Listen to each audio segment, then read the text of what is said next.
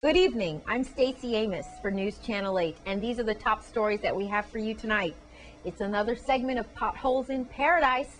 Hovenza's loss is not just financial, and former stuntman Ricky Charles, aka Inferno, comes home to share his new venture. These stories and more are up next for you on News Channel 8.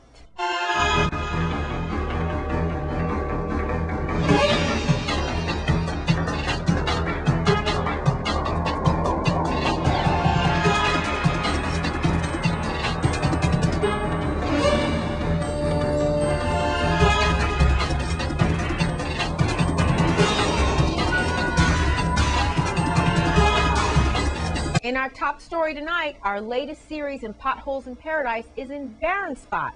News Channel 8's Wes Small has the story. Thank you very much, Stacy. We're in Barren Spot, Strawberry area. We all know this area well, and this is another installment of Potholes in Paradise. Folks, Channel 8, you know, I got to tell you, we get inundated every day with infrastructure on St. Croix, but this is ridiculous. I want to show you this. I've got three gentlemen here who've been brave enough to come on. Look at this. Look how they've got rocks in it. Look, they even got tape measures and sticks. Oh, man. Public Works, what's going on? 5 inches. Look at this. Yeah, Wes, I've been a resident here for at least going on 21 years. This is Mr. Gordon. Gordon Haynes. Yes, sir. Yeah. And you taking double blows because he just got laid off at Hovenza. Right. And now, look, this is what he has to come forward to in front of his home to retire. He's got, look at this. Is this what the Barren, what did the people in Barren Spot do to you to deserve this? And don't y'all have senior citizens that live around here? I'm citizen. I'm a senior too. We're all seniors. And now your name is? Mr. Hosier. And same thing with you. What do you have to say about this? The roads in Barren Spot are really bad, really bad. It's not only here. You could drive all the roads. You'll meet even some worse than this. So every street, every road, every block in Barren Spot is just bad. Just as bad as this or even worse than this. And it's just, you know, unbelievable. I always thought it was Williams Delight. Well, look, these rocks are look at this. These rocks are man-made for me. Look at this. I'm on my own island. Look at that. You're swimming in water. I own my own island. I'm not even getting wet. All right, what do you have? My name is Alfred Joseph. Live in 86 Barren Spot, and I retired from New York City. Yeah. And I come down here to live, and it's terrible to see me here. And you want to retire to your home here? Yeah. Look what you have to put up with. Put up in here. It's very bad. My truck mashed up 4 tires already in here. Dropping pothole and they're gone. The spring is gone. I got to tell you something. Almost every person I know with a vehicle has a problem from bearings, joints, and poor infrastructure roads. What would you like the governor, Public Works, or whoever's watching this show, Mr. Gordon, tonight, to keep in mind? I would like the Commissioner of Public Works to come in or send a crew in, survey the roads, and get it fixed for us. We'd like what they're doing in William Delight, pave it, grade it out, not just come and fill the holes. I mean, we could take this for a temporary thing, but you know, I don't want a temporary permanent. Now, what did your scale read when you put it down there? 5 inches. 5 inches. 5 inches deep the hole is. Come on, man. Yes, sir. So, all right, sir. What your last word? Well, from what Mr. Gordon said, I would also like to see the Commissioner of Public Works with the governor come in Barren Spot and just drive around all these roads here. I believe if we do, by the next day we'll have these roads fixed. In Barren Spot. Cameraman, wait, you're standing in a patch. You're sinking. Cameraman, I'm Wes Small for News Channel 8. And our cameraman Jamie is okay, so we just want to make sure that you know that. In other news, Country Day is feeling the loss of the Hovenza removal, and it's not just financial, it's emotional. Students are missing out on their friends who are leaving the island. News Channel 8's Wes Small talks to Headmaster Dinfield about the story. Thank you very much, Stacy. Yes, we have 8%. We have layoffs. We have Hovenza. There is a lot going on. Whopper rates and gas per gallon. Public schools in a frenzy as well as the hospital. But as soon as Hovenza announced that major layoff, a lot of attention went to schools like Good Hope and Country Day. And today, sure enough, I am at Country Day School with Headmaster Bill Seinfeld. Bill, please tell us, we were very sad to hear about like what Ms. Koopman said at Kings Hill and Ms. Gadd at Manor and your people at Country Day. What is this Hovenza situation and the setback economically of the Virgin Islands and St. Croix mean to the staff and the students and the family of Country Day? Well, thank you, Wes, for coming today. I'd like to say this, that Country Day has always been a school of St. Croix, and because we're of St. Croix, we are going to suffer some of the same aches and pains that are being felt all over the island, whether it's in government, in the hospital, the public schools, and the nonprofits as well. So when the announcement came on January 18th, we recognized that we were going to go through a very, very difficult time. And indeed we are. We anticipate that we're going to lose enrollment, and it may be as many as 80. It could be more than that. We'll find out as we go. We're encouraged by numbers that we've received from our parents, and there's a real commitment to come back to the school. But the reality is some parents just will not be able to find jobs here on the island, and they're going to have to move. And so we recognize that. And so in our planning for next year, we've had to do some layoffs. We've been put into a position where a number of our teachers will not be receiving contracts for next year. And that's a terribly, terribly sad thing to do. And that's we're not talking about, this isn't a corporate office. This is an office of a learning community, and these are friends and family and colleagues that we have to see go next year. So it's been a very, very difficult time. But I think that one of the things that we all have to remember is that I've said this often to our parents and to our staff. It's a Winston Churchill quote, and it goes like this: when you're going through hell, keep going. And that's what we have to do. We have to keep going. We have to have vision for the future. We have to have the resolve to achieve that vision, and that's what we're doing right now, is to move forward. We want to ensure that we're directed by our mission here at Country Day, which means that we are going to serve children first and foremost and to provide the programs to get them ready for university. You mentioned you might lose about 80, maybe 100 students. What is your population of students in all for Country Day right now? Right now, 421 students. So you're talking about almost 25%, maybe the worst maybe scenario. Exactly, yes. We're going to have to look for other ways of cutting budgets, and that's going to be calling upon our parents to be involved in volunteering to keep our campus, looking clean and shiny. This is really important. Now we've got a wonderful maintenance staff, but we're going to have to call upon people to be involved in volunteering to a greater extent next year. How is the mentality of the students? Not so much the little ones who might not know what's going on, but as we approach the teens and you're graduating, getting ready to go to college, how are they faring? Well, our college graduates, our class of 2012, our seniors, they're doing very well. I mean, they're sad that this is happening. They're all part of this community. But I think that they're very excited about the prospects of moving on to college, and we know that we're receiving, many of our students are receiving word already about being accepted into universities. One young man has 6 different acceptance letters, and he's still waiting for a number more, and he's already been receiving full scholarship offers. So they're excited about this. I think that the class that I'm most concerned with, obviously, is the juniors and those who will graduate next year. Sure. And when we talked to the students about it, that was the class that was most concerned about what's going to happen next year. And we want to ensure them, that they'll be walking on that. Well, if they do their thing, if they take their responsibilities seriously, they'll be walking on that stage next year, accepting their graduation diplomas. Bill Seinfeld. He is the headmaster here at Country Day School. Folks, the headmaster quoted Sir Winston Churchill, when you're going through hell, go through it quickly. I wouldn't want to dwell in hell. Let's do it fast. At Country Day, good luck, sir. I'm Wes Small for News Channel 8. Thanks, Wes, and my heart goes out to my own alma mater, Country Day, as they cope with the fact of students leaving. I totally understand that.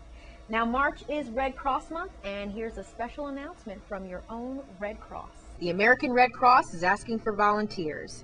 The American Red Cross is having its volunteer meeting on Wednesday, March 21st at 5:30 p.m. at the Niski Center Suite 222 St. Thomas and Castle Coakley, St. Croix. We are looking forward to meeting with you at this very important and informational session. The American Red Cross requests that you invite any community-minded individuals who are soul-heartedly committed to supporting their community through the administrative area, logistics, and disaster services. There are many ways in which your skills and experiences can benefit others, and we understand that it takes a lot of sincerity and dedication to give your time to an organization without the expectation of monetary awards. But we appreciate all of our volunteers here at the American Red Cross, and it would be a pleasure to have you serve your community. It's your Caribbean Report when we come back.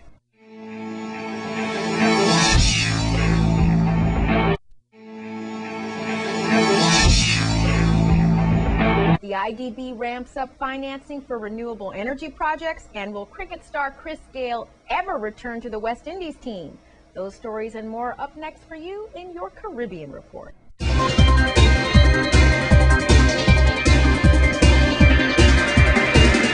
From Washington, the Inter-American Development Bank is ramping up lending for private sector projects related to renewable energy and energy efficiency to help bridge the gap for long-term financing for green investments in Latin America and the Caribbean. Last year alone, the IDB approved $736 million in financing for private sector environmentally friendly projects, compared with only $663 million invested by the bank between 2000 and 2010.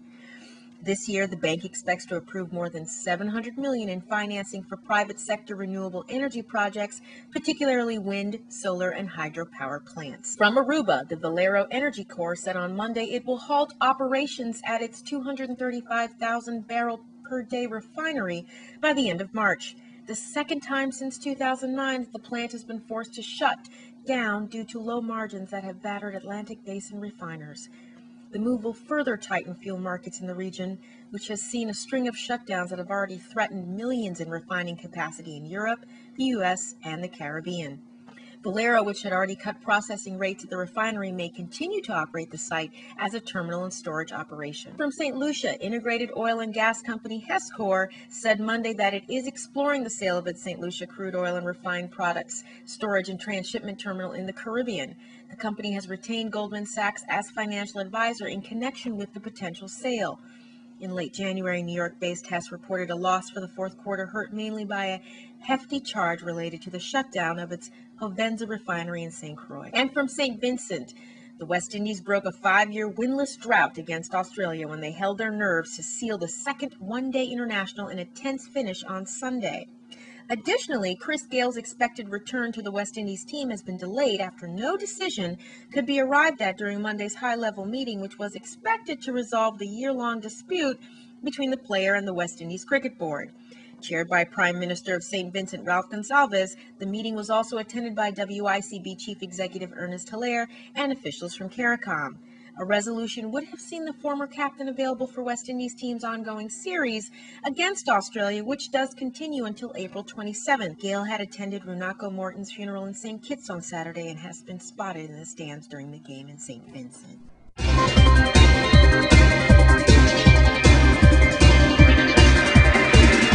Ricky Charles, or Inferno, or Flash, whatever you call him, he comes back home to share what he's doing to help fight obesity.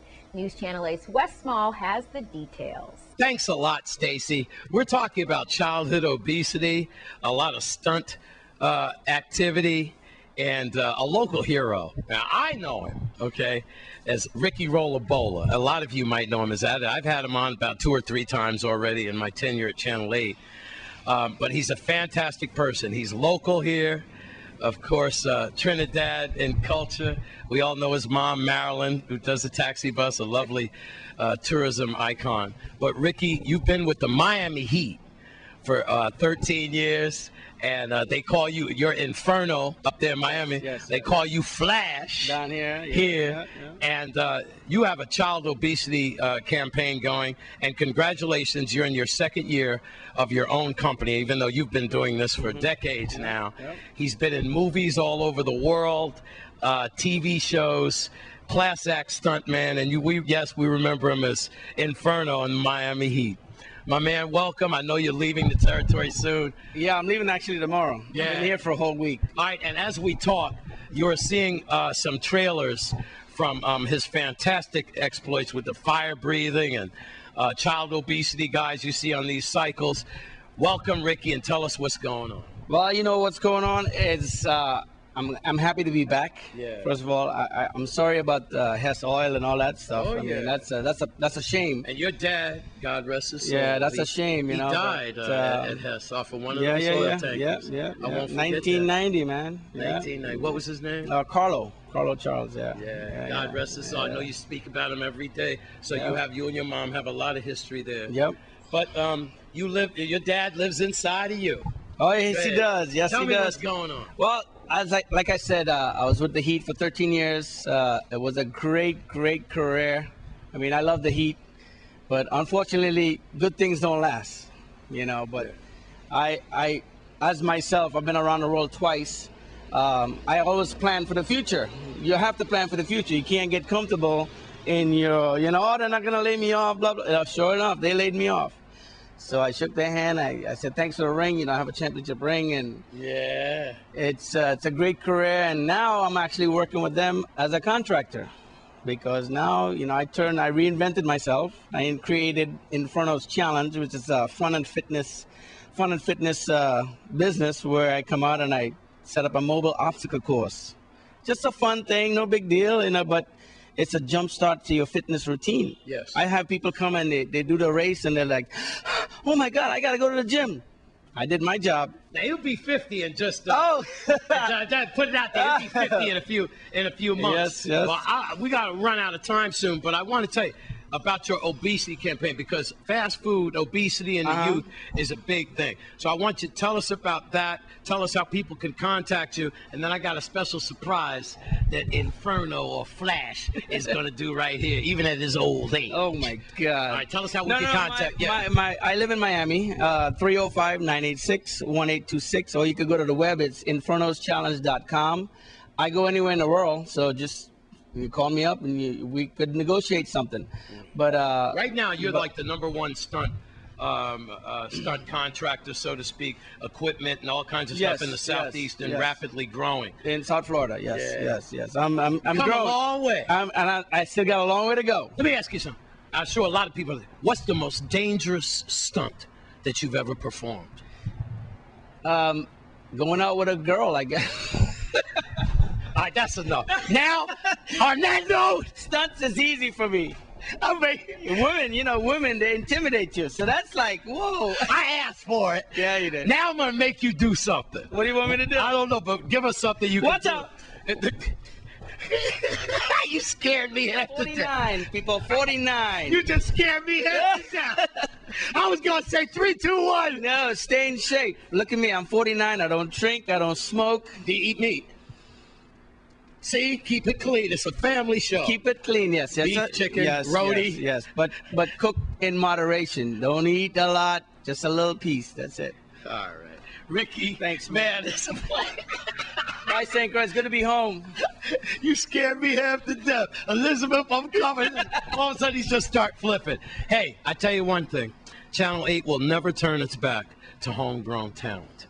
He's not the first. He's not the last. Timmy Duncan is not the only talent here. We have oodles here, and my heart goes out. We've known this guy for a long time, and he's just making us more proud. Thank you. Like a cruising saying goes, one door closes, 2 can open. No, I kicked it open. Sorry. Kicks it open. And we're going to be all right here, too, in St. Croix, as long as we got brothers like you. Yes. Congratulations. We look for better things. Thanks, man. All right. I'm Wes Small for News Channel 8. Thanks, Wes. I think we should try Inferno's Challenge to see how well we do. And it's coasting in your sports 411 when we come back.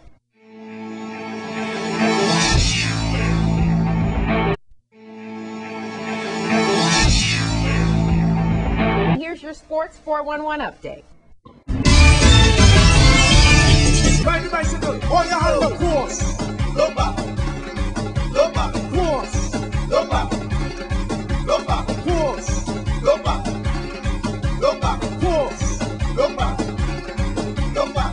And as you put the French house, what's your name? You need massive. One time, do the massive. French long.